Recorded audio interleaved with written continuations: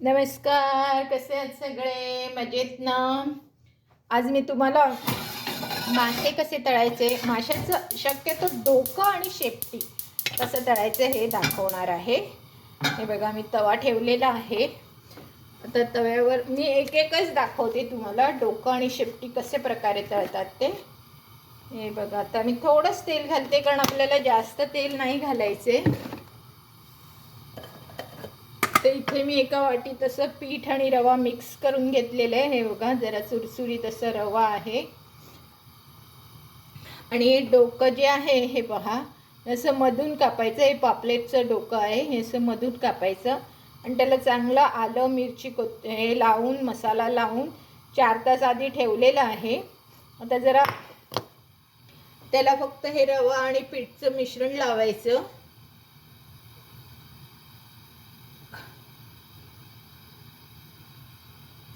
आणि ही बघा, ही शेपटी आहे, ही अशी शेपटी आहे. याला पण मी हे मिश्रण चारी बाजूने लावून घेते. हे पहा, हे असं लावलं मिश्रण. आता तवा तापला आहे की नाही बघायचा. तवा भरपूर तापलेला आहे. थोडा मीडियम गॅस करायचा, एकदम मोठ्या गॅसवर नाही ठेवायचं. थोडा मीडियम गॅस करून त्याच्यावर हे घालून ठेवायचं आणि मस्तपैकी वाट बघायची. एका साईडने चांगले कुरकुरीत लालसर होत आहेत का.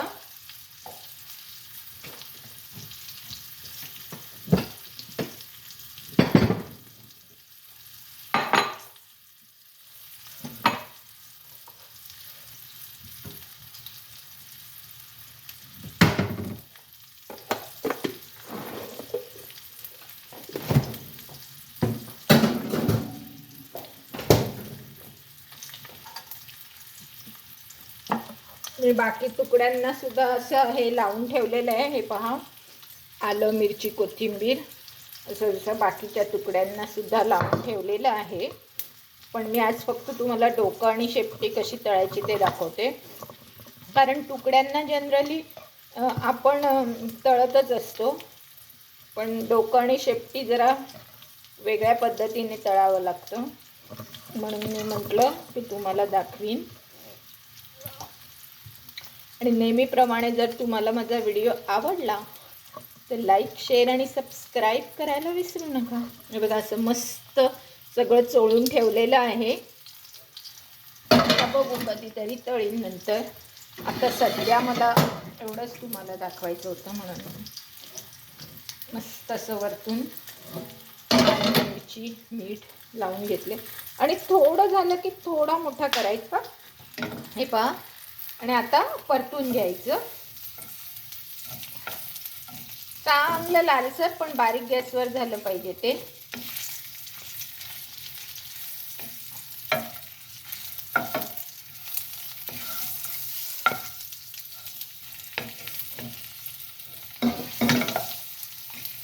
हे पहा दिसत असेलच तुम्हाला. आता हे मस्तपैकी बारीक गॅसवर तळून घेत आहे. गॅस थोडा पुन्हा बारीक करायचा.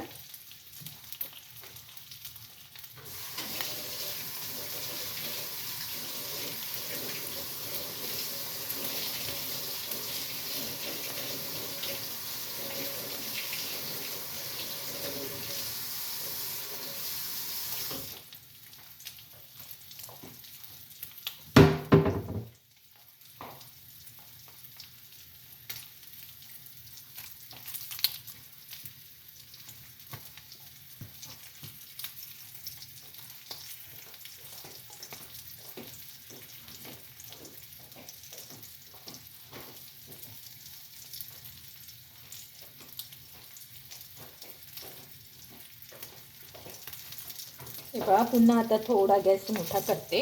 आता एका साईडने आपलं झालेलं होतं, आता ह्या साईडने असं आलटून पलटून केलं ना की तो मासा छान भाजला जातो. आणि शेपटी शक्यतो अशी तिसऱ्या बाजूने पण भाजायची. याला 3 बाजू असतात, तर तिला अशी उभी करून तिसऱ्या बाजूने सुद्धा तुम्ही भाजू शकता, म्हणजे मग ती छान भाजली जाते. हे बघा, हे अशी उभी करायची तिला, म्हणजे मग ती भाजली जाते. आता इथे डोक्याला पण असं तुम्ही करू शकता, पण हे साधारण पातळ आहे म्हणून मी त्याचा हा भाग जो जाडसर भाग आहे ना तो असा उभा करायचा. हा बघा असा उभा ठेवायचा. थोडं रिस्की आहे, जरा सांभाळून करावं लागतं, पण जर तुम्ही अशा प्रकारे केलात ना तर तुमचा मासा आहे ना तो सगळ्या बाजूने भाजला जातो. नाहीतर मग एका ठिकाणी कच्चा एका ठिकाणी नुसतं असं लागतं. म्हणून जरा सांभाळून त्याला छान असा भाजून घ्यायचा आणि गॅस मंदच ठेवायचा, गॅस मोठा नाही करायचा. छानपैकी असा भाजून घ्यायचा.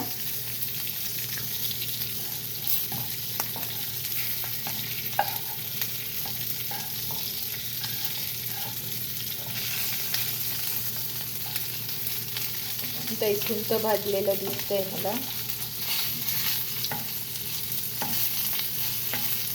मला शक्यतो डोकं आणि शेपटीच आवडते, मला पापलेटाचे एवढे तुकडे नाही आवडत. कुठच्याही माशाचं तुम्ही घ्या, त्याला डोक्या आणि शेपटीला जी चव असते ती माशांना त्याच्या अंगाला नाही मिळत. शक्यतो मी खाताना डोकं आणि शेपटीच घेते. पण एनिवे आता मी तुम्हाला बशीत काढून दाखवते, म्हणजे तुम्हाला आयडिया येईल की हा कितपत चांगला शिजला येतो. कारण पापलेट हे खूप नरम असतं, त्यामुळे त्याला जास्त नाही शिजवलं तरच ते छान लागतं. जर ते कडक झालं तर रबरासारखं लागतं खायला. म्हणून थोडंसं मांसलच ठेवायचं की जेणेकरून ते मस्तपैकी शिजलं जाईल.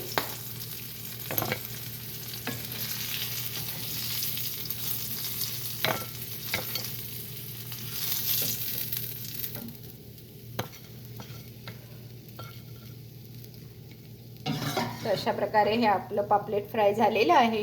हे बघा मी तुम्हाला इथे दाखवत आहे, दिसत असेलच तुम्हाला. हे पहा पापलेट फ्राय. आणि जर माझं चॅनल आवडत असेल तर लाईक शेअर आणि सबस्क्राईब करायला विसरू नका. धन्यवाद.